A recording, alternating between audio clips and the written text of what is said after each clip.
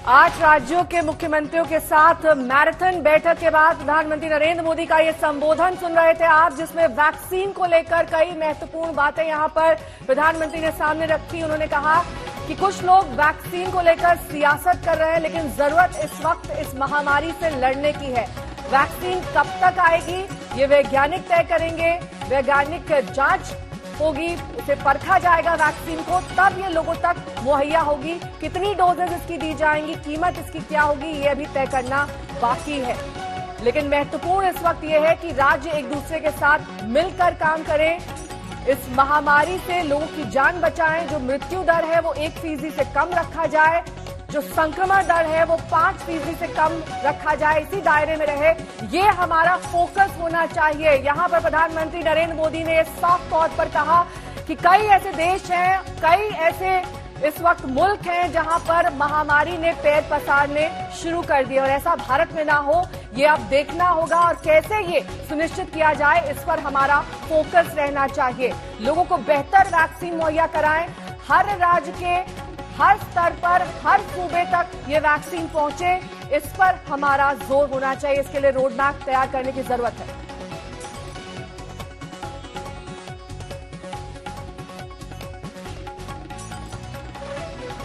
लोगों को थोड़ा एजुकेट भी करना था। अब हमारे पास टीम तैयार है, लोग भी तैयार हैं। थोड़ा आग्रह रखेंगे तो चीजें संभल सकती हैं। जो जो चीज हम तैयार करें उसको जरा इंप्लीमेंट करें, और हमें आगे अब कोई बढ़े नहीं, इसकी चिंता जरूर करनी होगी, कोई नई गड़बड़ न हो।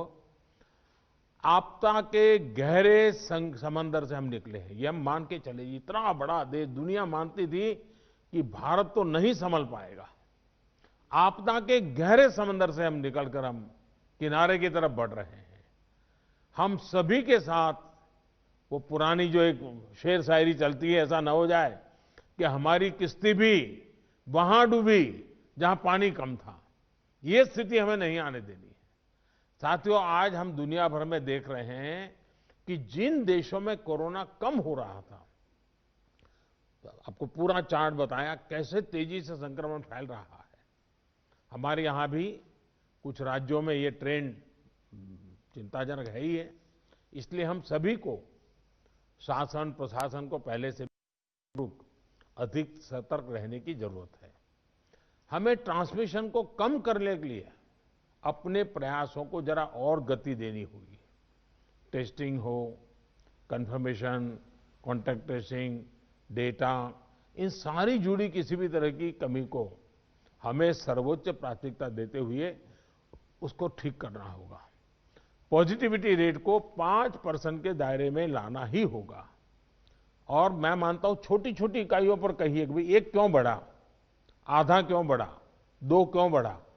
हम राज्य के स्केल पर चर्चा करने के बजाय अब जितनी लोकलाइज चर्चा करेंगे, शायद हम एड्रेस जल्दी कर पाएंगे। दूसरा, हम सबने अनुभव किया है कि आरटी-पीसीआर टेस्ट का अनुपात बढ़ना चाहिए। जो घरों में आइसोलेटेड मरीज हैं, उनकी मॉनिटरिंग ज्यादा बेहतर तरीके से करनी होगी। आप भी जानते हैं कि अगर वहां थोड़ी भी ढिलाई रही तो मरीज बहुत गंभीर स्थिति में अस्पताल आता है, फिर हम बचा नहीं पाते हैं। जो गांव है, कम्युनिटी के स्तर पर हेल्थ सेंटर हैं, उनको भी हमें ज्यादा इक्विप करना ही होगा। गांव के आसपास भी इंफ्रास्ट्रक्चर ठीक रहे, ऑक्सीजन की सप्लाई पर्याप्त रहे, ये हमें देखना होगा। हम लोगों का लक्ष्य होना चाहिए कि फैटेलिटी रेट को 1% से भी नीचे लाए। और वो भी मैंने जैसे कहा, छोटे छोटे इलाके में देखा जाए एक मृत्यु हुई क्यों हुई, जितना इतना फोकस करेंगे तब स्थिति को संभाल पाएंगे।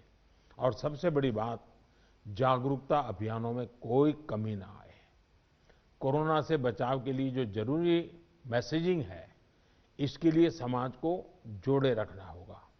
जैसे कुछ समय पहले हर संगठन, हर प्रभावी व्यक्ति को हमने एंगेज किया था, उन्हें फिर एक्टिव करना होगा।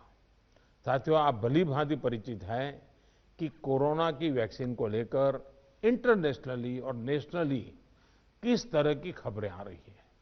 आज दुनिया में भी और देश में भी, जैसा अभी आपको प्रेजेंटेशन में पूरा डिटेल बताया गया, करीब करीब आखिरी दौर पर वैक्सीन के में काम पहुंचा है।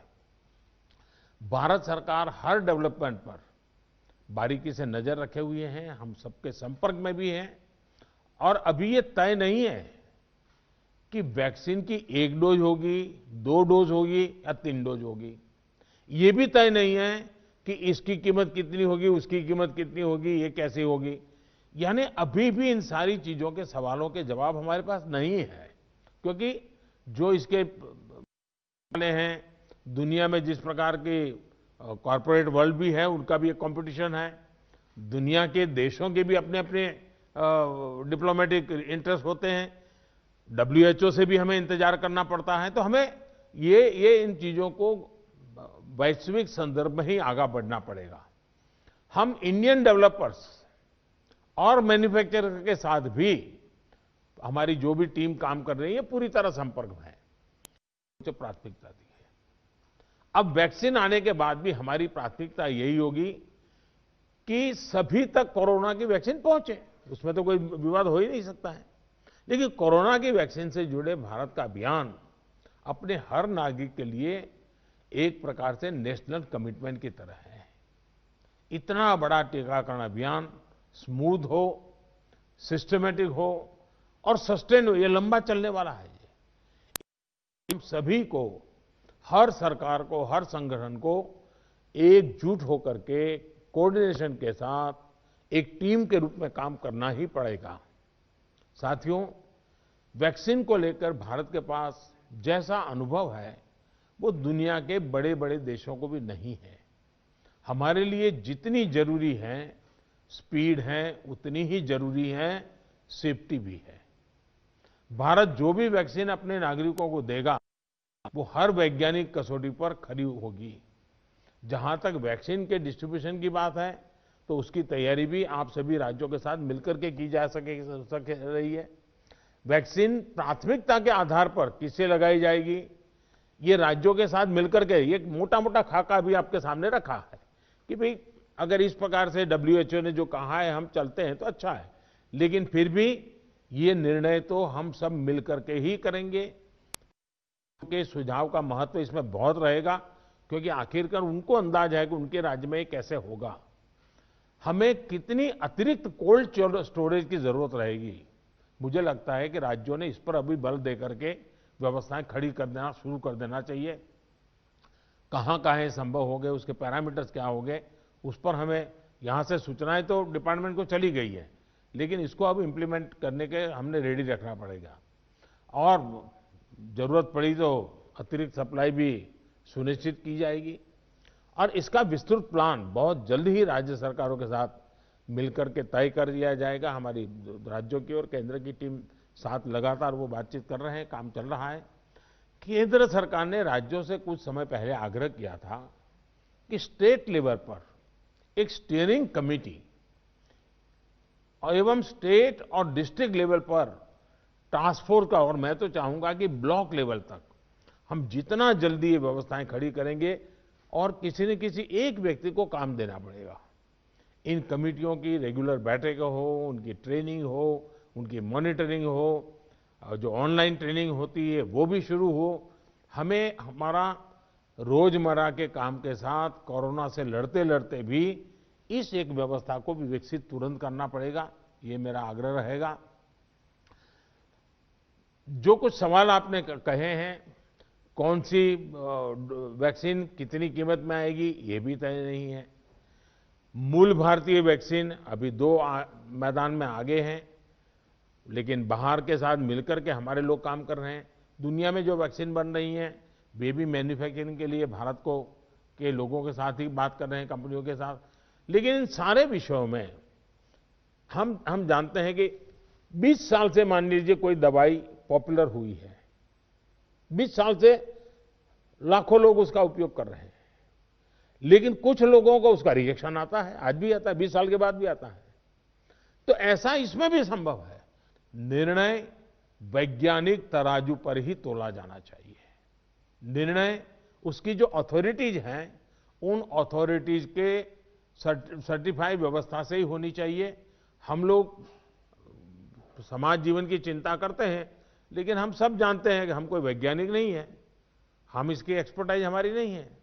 तो हमें दुनिया में से जो व्यवस्था के तहत जो चीजें आती हैं, आखिरकार उसी को ही स्वीकार करना पड़ेगा और उसको स्वीकार करके हम आगे चलेंगे। लेकिन मैं आपसे आग्रह करूंगा कि आप के मन में जो योजना हो, खास करके वैक्सीन के संबंध में, किस प्रकार से आप डिलीवरी नीचे तक ले जाएंगे, आप जितना जल्दी बहुत डिटेल प्लान करके लिख करके भेजेंगे तो निर्णय करने में सुविधा होगी। और आपके विचारों का ताकत इसमें बहुत है, राज्यों का अनुभव बहुत अहमियत रखता है।